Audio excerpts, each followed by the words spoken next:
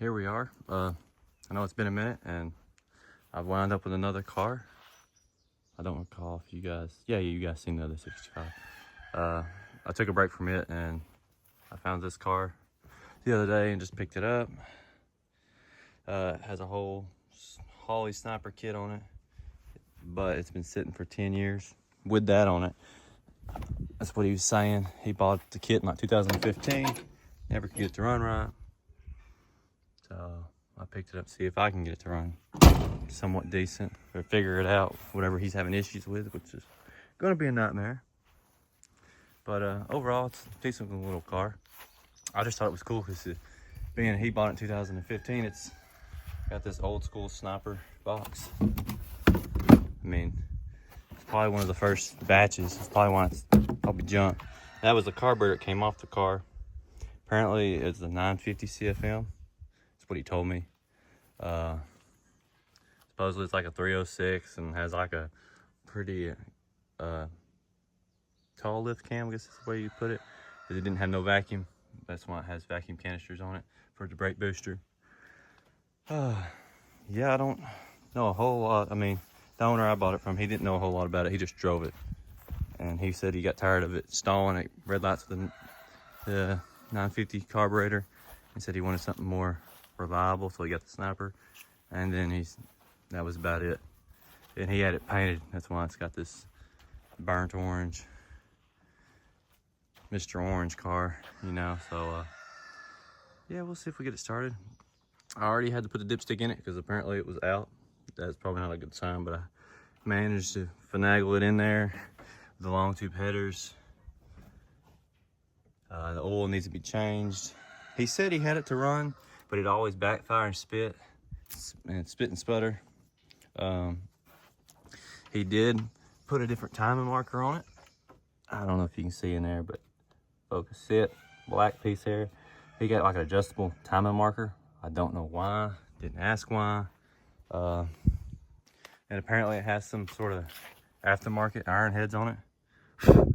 We'll see what that's. What I'm fixing to do is pull the electric fan, turn the crank over by hand, make sure it's on top dead center. And I was looking through the old parts that came with it. I guess he gave me the old distributor that came out of the car with the carburetor. And I've never seen a Speedmaster in my career in cars so far. And it's made in the USA. Thought that was interesting. Distributor, coil, and everything. But he actually spent the money and bought this for top dead center. So it makes me wonder, because I asked him when I bought the car, because I didn't realize he changed the timing marker till I got it on the trailer, strapping it down, and he was like, I asked him, I said, hey, is there any chance you changed this, the timing marker? He said, yeah. He said, but I did it right. He said, I stuck a screwdriver in there, got it top dead center, and it worked. I'm over thinking, I didn't ask the question, you know, what was you on the intake or the exhaust stroke, you know? And I didn't think to ask him. I started to, but he was already pretty tore up. He's had the car for like 18 years. Yeah, 18 years is what he said. So he's had the car that long. And he really hated to sell it, but he also he needed the money, so, and he needed to move some stuff out. So that's how I ended up with it. Not the prettiest car, but I mean, it's sort of interesting. I kind of really want to hear it run and see how major of a cam it has, or if he was just feeding me a line, because it's got Super 10s on it. Super 10s with a puny exhaust system. So if it was really loud with that puny exhaust system, I really want to hear it. And what's his really loud compared to my really loud? We'll see. Like I said, it's not the prettiest, but it'd be fun, get it interesting, get it running, get it alive again. Maybe rehome it to a better home after I get it running and driving. The trunk does not open, so that's something I haven't figured out how. He did say he had the carb intake for it. I don't know if I showed you guys the monstrosity he put on it. I wanted a car to run. It's just straight ugly. It's got a pin-on hood. So, yeah, I need to put it back on, but I'm working on it right now. That's why I just thought to pull my phone out and try to do a video. And then got these cool tail lights, you know. Not my cup of tea. And this is how long it's been sitting. He said he bought this new when he bought the sniper kit. Oh, where's the tire? 14. 48th week, 14th was the year, so 2014 is when he bought the tires. They bought the front tire here in 2012. And I didn't realize this until I got home, that it has 2 different sets of front tires on it. So my imagine was he was working on it when the tires went flat. So he replaced one tire till he got it running. Then to get it running, and he didn't replace the other one because the other ones, that's the right size tire for the fender well. The other side you can see, it looks like a little bicycle tire. And the tread's going backwards. Dang, I think it's a motorcycle tire. No. Oh, yeah, I'm getting distracted. Yeah, this is the project right now. I don't really have much time to work on it. Maybe get the fire off in here, if it even start. He said it would run, but never ran good. As in run, it would start and spit, sputter, and die. That was his running. And I've never seen the Holley Sniper kit. I've never had a kit, I'll be honest with you. But his came with like a red pump, blue pump, but it's like a black pump that came with the kit. Cause I asked him about it. I said, that don't look right. Maybe it had a fuel pressure problem. And he never did. He said, no, he said, that's what it came with. He said, unless he didn't wire it right. And he said he wasn't a mechanic. He said he didn't even know the car had rear disc brakes. Because I asked him about the lower control arms, the rear lowers, they've been replaced. Because I was trying to get some information, because the guy didn't really know much about the car. He just knew he drove it, you know. So the lower control arms,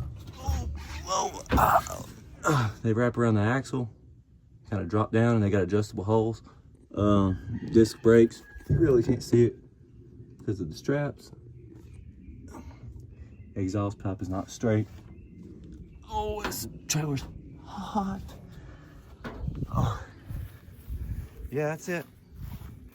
I thought it was interesting. We loaded on the trailer, and the guy was like, out of his 18 years of owning it, he said it's never been on a trailer.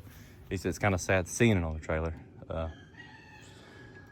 you know, that's part of it. Man, I can't believe how big his carburetor is. Whoa, had a fuel regulator. The gift that keeps on giving. Nitrous Express. Woo! I get out of the box. Now I just need that intake.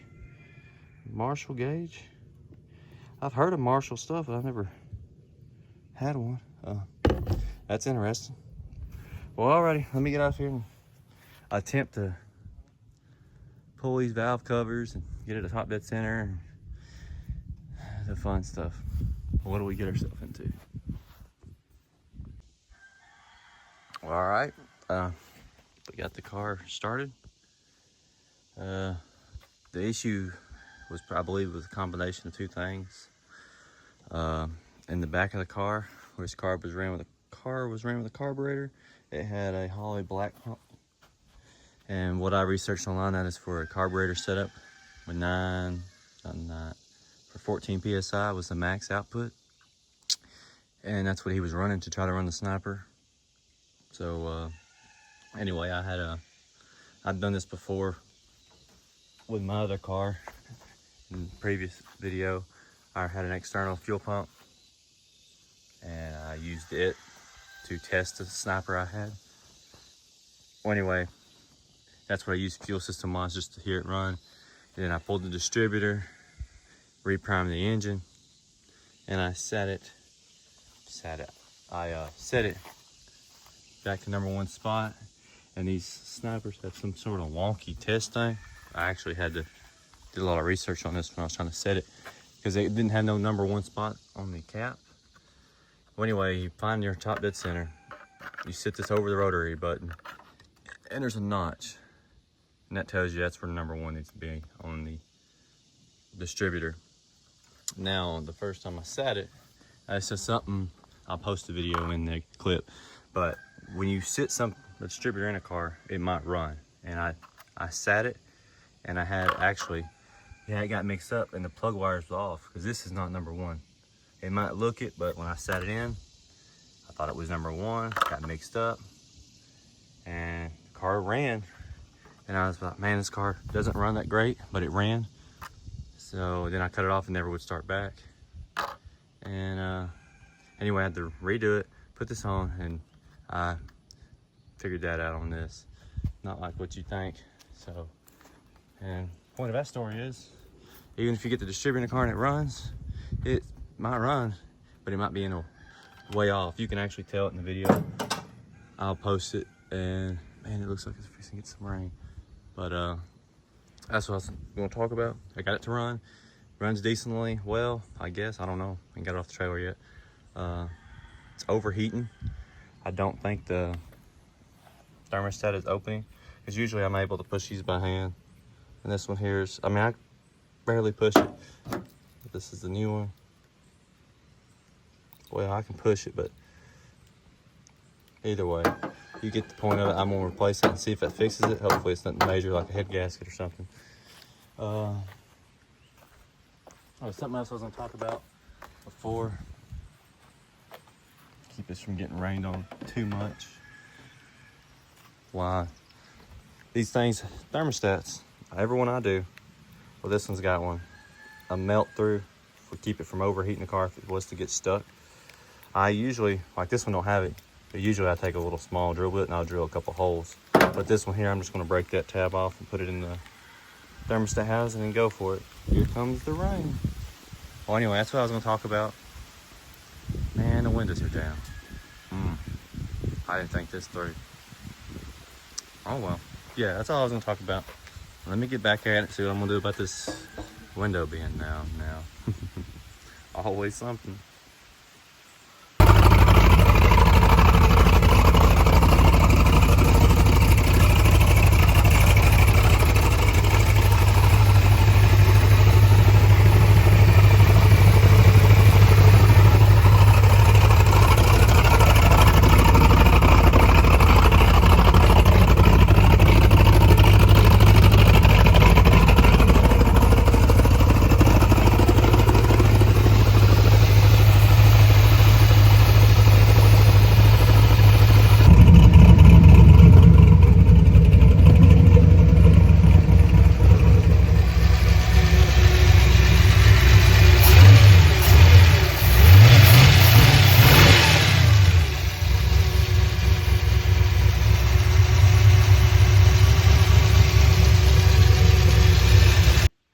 All right, well, we got it in the shop. Got the thermostat, fixed that. Now she's getting normal. I mean, it doesn't have an electric fan. It's probably been running 10 minutes or so. She got around 200. I went in and shut it off. I really just wanted it to make sure she cycles. The oil heat cycle, get through, try to lube everything back up again from sitting for 10 years is what that guy said. Of course, the thermostat housing didn't seal.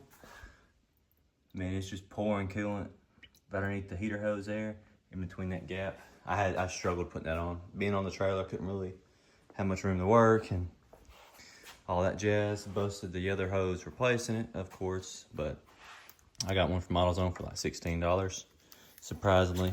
But it didn't fit on the radiator on this end. I took a heat gun, heated it up, and slid it on with some WD-40. Yeah, I got it to where it would run. My tool from our thermostat housing. Anyway, I checked the trans. It does have first and reverse. I mounted the temporary fuel pump so I can drive it around the shop, and the gas is inside the vehicle. Just something I can get it to move, and I don't have to be dependent on pushing it. There's the ground for the fuel pump, but anyway, it runs, it moves. I might cycle it one more time, with the heat cycle one more time after it cools down and start all over again. The guy that, I guess when he put it all together, he didn't know much about this. I won't say he didn't know it. So it never could learn. I mean, it's probably tons of problems. But anyway, I had readjusted all that, got it to where it's learning now. Because he originally had it that it was strictly a race setup. I don't know why. So he had the minimum coolant turned off, which minimum coolant meaning getting the engine up to temp, the normal operating temps. He had that turned off. I turned that back on for the fuel system to learn and all that jazz. I got the IAC dialed in. Hopefully I'll probably have to fiddle with it some more once the winter gets here. Yeah, that's it. This is all I'm going to be doing to it for a little bit. Go to to a job that's come up for me, so I won't be able to touch it for a little while. But I'm glad to hear it run. Glad I don't have to pull the engine yet anyway. It does smoke quite a bit, but I'm hoping that's just from seating, and everything's got to get lubed back up again. We'll see. Did I mention it has first and reverse? That's a plus right there itself. I don't have to pull the trans out. The future for this car, I would like to change the intake that's on it because it's got this giant intake, and it does not sound happy when you rev it. It doesn't sound like my 93 hatch I had. Needs some tires. Them are from 2014. He bought them new, which they're not cracked. Well, I say they're not cracked, and there's a big crack right there. But yeah. Rear tire, tires obviously. Maybe a different intake. Some better electric fans. It's got the single electric fan. Being as the Holly now, it has a opportunity to fan controllers without having to do relay setups that they're already in the system. So there's that. At one time, I believe this car must have caught fire. I found this harness over here. The loom melted. Either at the timing was way off and it melted that way. I'm rambling on. Like to change the intake, all new tires, electric fan. I put the fuel pump in the tank, do like a Air Moto 340 or something like that. I'm losing my train of thought there. Oh yeah, and I like to put plugs in it because I'm sure the plugs that are in it are junk.